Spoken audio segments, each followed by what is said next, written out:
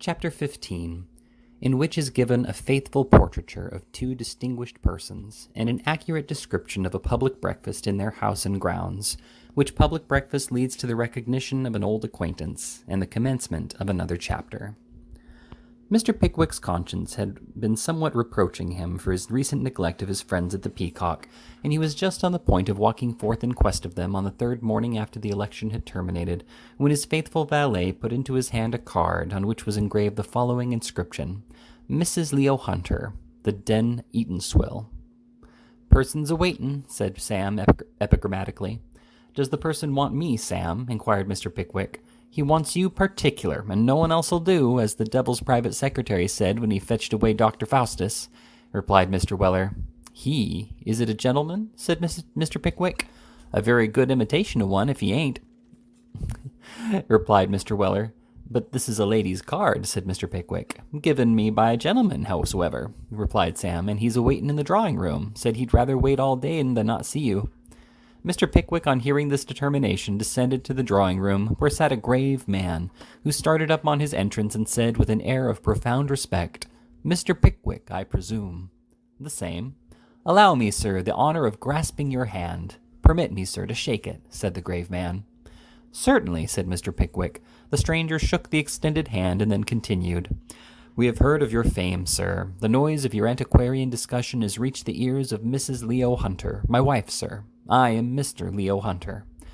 The stranger paused as if he expected that Mr. Pickwick would be overcome by the disclosure, but seeing that he remained perfectly calm, proceeded. "My wife, sir, Mrs. Leo Hunter, is proud to number among her acquaintance all those who have rendered themselves celebrated by their works and talents.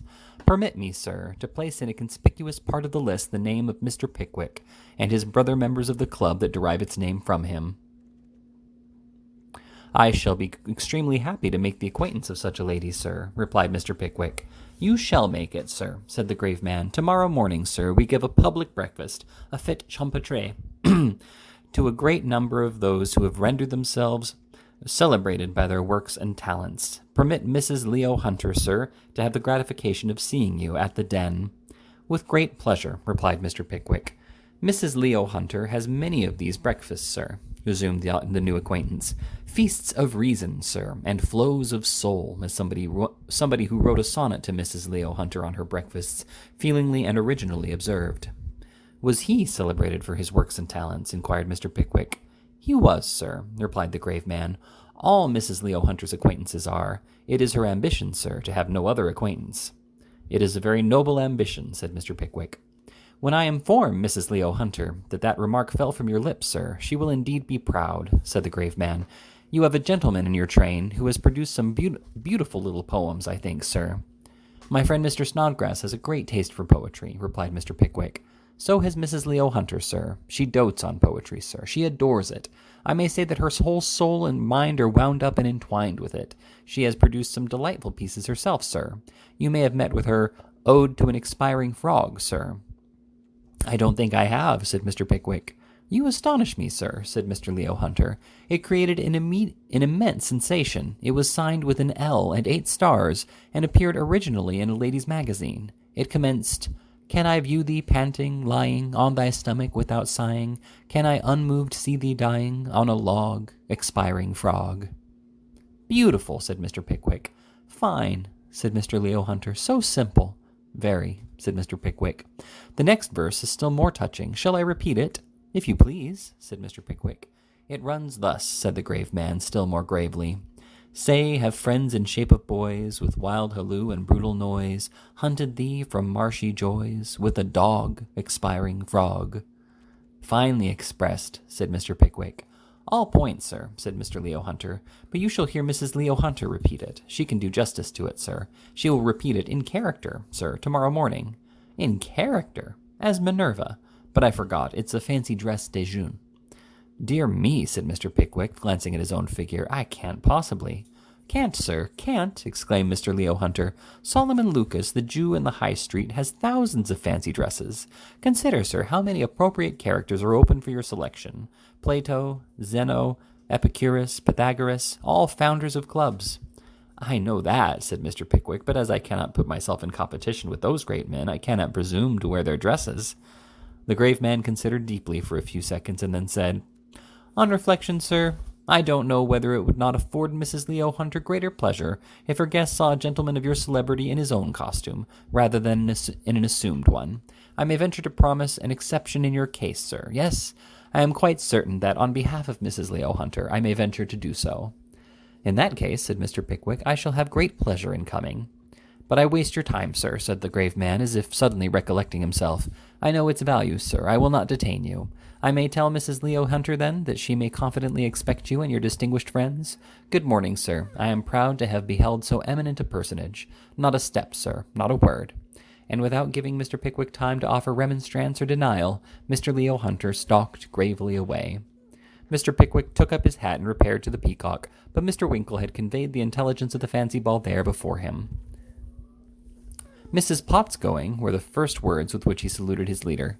"Is she?" said Mr. Pickwick. "As Apollo," replied Winkle. "Only Pot objects to the tunic." "He is right. He is quite right," said Mr. Pickwick emphatically. "Yes, so she's going to wear a white satin gown with gold spangles. They'll hardly know what she's meant for, will they?"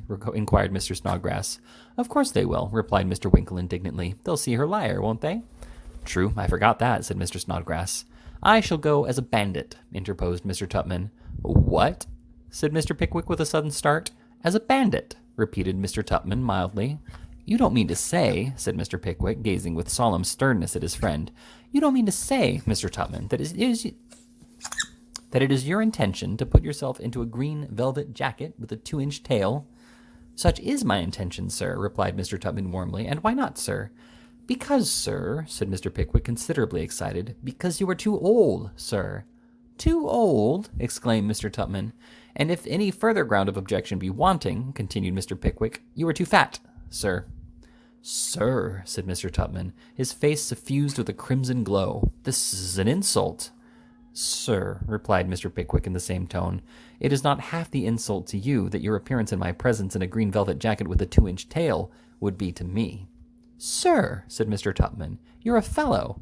"Sir," said Mr. Pickwick, "you're another." Mr. Tupman advanced a step or two and glared at Mr. Pickwick. Mr. Pickwick returned the glare, concentrated into a focus by means of his spectacles, and breathed a bold defiance. Mr. Snodgrass and Mr. Winkle looked on, petrified at beholding such a scene between two such men. "Sir," said Mr. Tupman after a short pause, speaking in a low, deep voice, "you have called me old." "I have," said Mr. Pickwick, "and fat. I reiterate the charge. And a fellow." "So you are." There was a fearful pause. "My attachment to your person, sir," said Mr. Tupman, speaking in a voice tremulous with emotion and tucking up his wristbands meanwhile, "is great, very great, but upon that person I must take summary vengeance." "Come on, sir," replied Mr. Pickwick. Stimulated by the exciting nature of the dialogue, the heroic man actually threw himself into a paralytic attitude, confidently supposed by the two bystanders to have been intended as a posture of defense. "What?" exclaimed Mr. Snodgrass, suddenly recovering the power of speech, of which intense astonishment had previously bereft him, and rushing between the two at the imminent hazard of receiving an application on the temple from each. "What, Mr. Pickwick, with the eyes of the world upon you, Mr. Tupman, who in common with us all derives a luster from his undying name. For shame, gentlemen, for shame." Quite right. The unwonted lines which momentary passion had ruled in Mr. Pickwick's clear and open brow gradually melted away as his young friend spoke, like the marks of a black lead pencil beneath the softening influence of India rubber. His countenance had resumed its usual benign expression ere he concluded. "I have been hasty," said Mr. Pickwick, "very hasty. Tupman, your hand." The dark shadow passed from Mr. Tupman's face, and as he warmly grasped the hand of his friend. "I have been hasty too," said he. "No, no," interrupted Mr. Pickwick. "The fault was mine. You will wear the green velvet jacket?" "No, no," replied Mr. Tupman. "To oblige me, you will," resumed Mr. Pickwick. "Well, well, I will," said Mr. Tupman. It was accordingly settled that Mr. Tupman, Mr. Winkle, and Mr. Snodgrass should all wear fancy dresses. Thus Mr. Pickwick was led by the very warmth of his own good feelings to give his consent to a proceeding from which his better judgment would have recoiled. A more striking illustration of his amiable character could hardly have been conceived, even if the events recorded in these pages had been wholly imaginary. Mr. Leo Hunter had not exaggerated the resources of Mr. Solomon Lucas. His wardrobe was extensive, very extensive, not strictly classical perhaps, not quite new, nor did it contain any one garment made precisely after the fashion of any age or time, but everything was more or less spangled, and what can be prettier than spangles? It may be objected that they are not adapted to the daylight, but everybody knows that they would glitter if there were lamps, and nothing can be clearer than that if people give fancy balls in the daytime and the dresses do not show quite as well as they would by night, the fault lies solely with the people who give the fancy balls, and it is in no wise chargeable on the spangles. Such was the convincing reasoning of Mr. Solomon Lucas, and influenced by such arguments did Mr. Tupman, Mr. Winkle, and Mr. Snodgrass engage to array themselves in costumes which his taste and experience induced him to recommend as admirably suited to the occasion. A carriage was hired from the town arms for the accommodation of the Pickwickians, and a chariot was ordered from the same repository for the purpose of conveying Mr. and Mrs. Pott to Mrs. Leo Hunter's grounds, which Mr. Pott, as a delicate acknowledgment of having received an invitation, had already confidently predicted in the Eatanswill Gazette, would present a scene of varied and delicious enchantment, a bewildering coruscation of beauty and talent, a lavish and prodigal display of hospitality. Above all, a degree of splendor softened by the most exquisite taste, an adornment refined with perfect harmony and the chastest good keeping, compared with which the fabled gorgeousness of Eastern fairyland itself would appear to be clothed in as many dark and murky colors as must be the mind of the splenetic and unmanly being who could presume to taint with the venom of his envy the preparations made by the virtuous and highly distinguished lady at whose shrine this humble tribute of admiration was offered.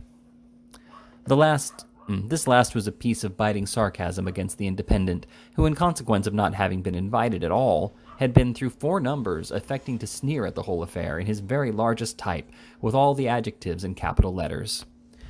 The morning came. It was a pleasant sight to behold Mr. Tupman in full brigand's costume with a very tight jacket, sitting like a pincushion over his back and shoulders, the upper portion of his legs encased in the velvet shorts, and the lower part thereof swathed in the complicated bandages to which all brigands are peculiarly attached.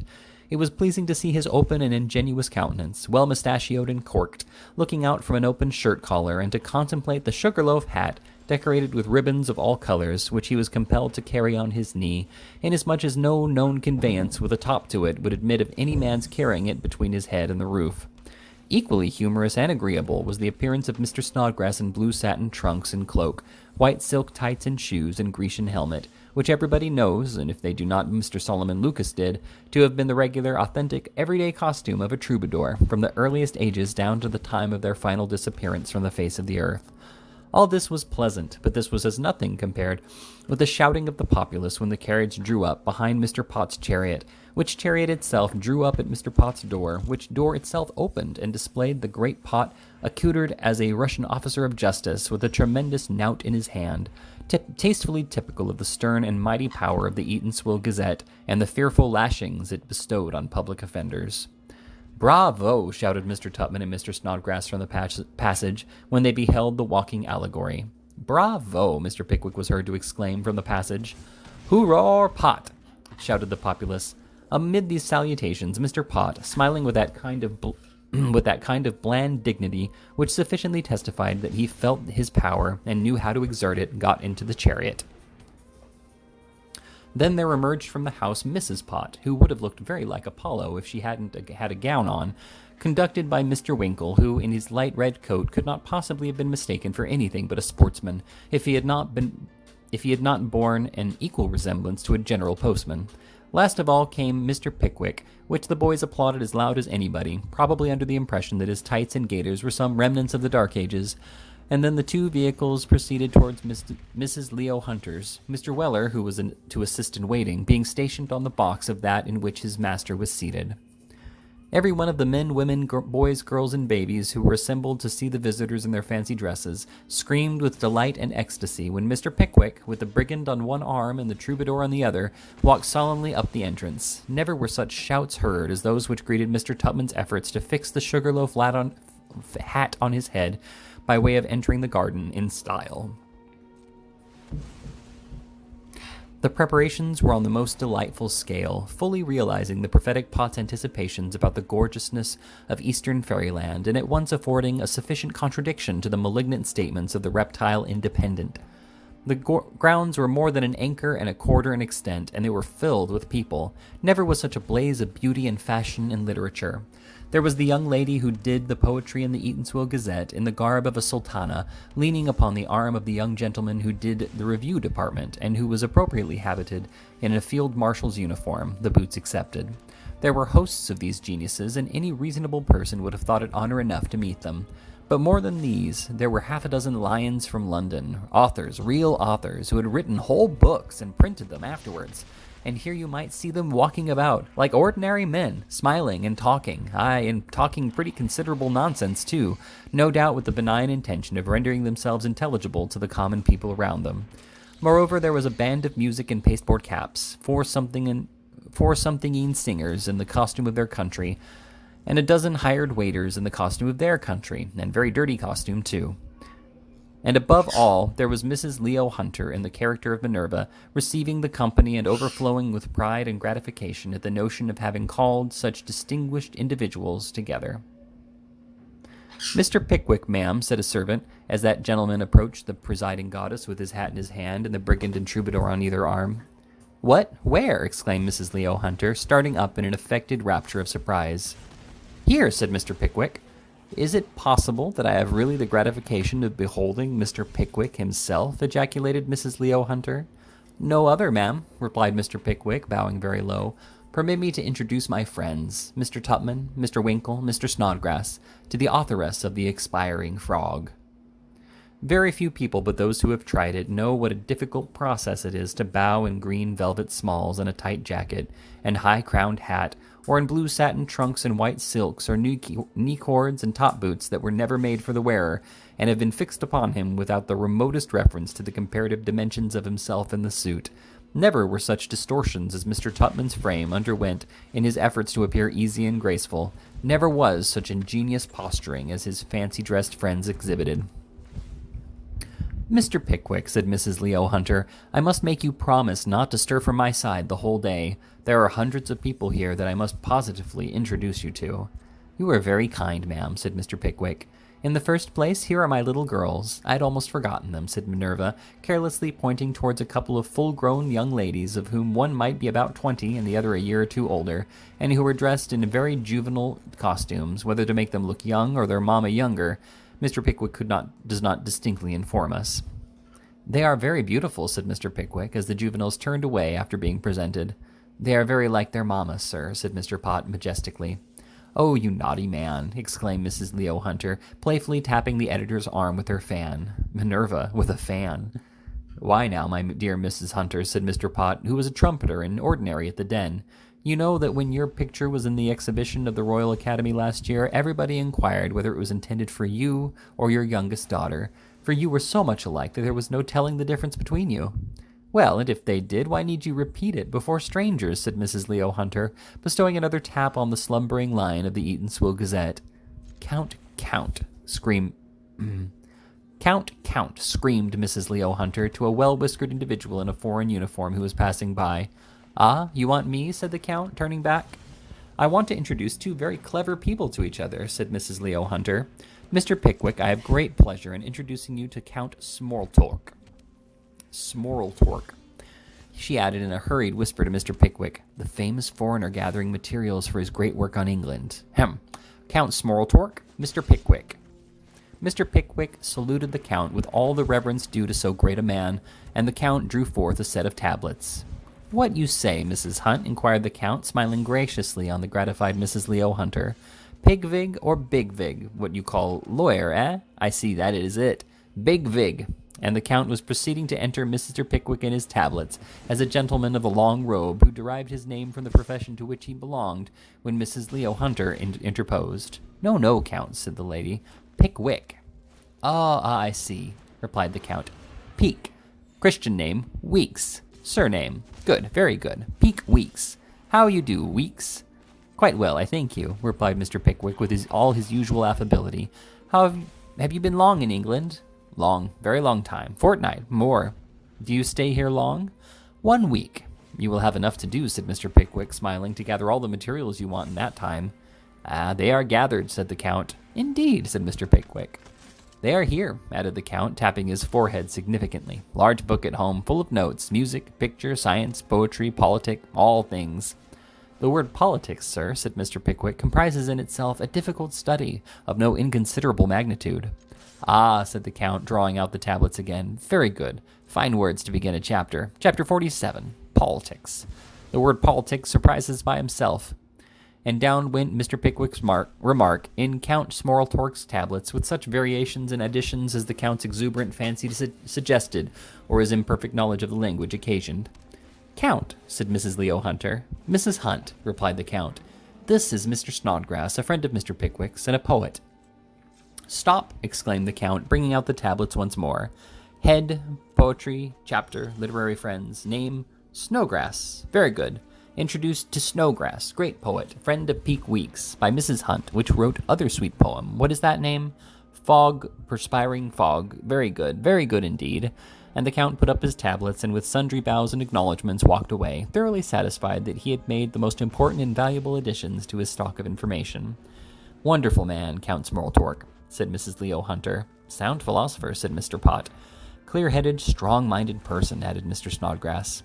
A chorus of bystanders took up the shout of Count Smorltork's praise, shook their heads sagely, and unanimously cried, Very.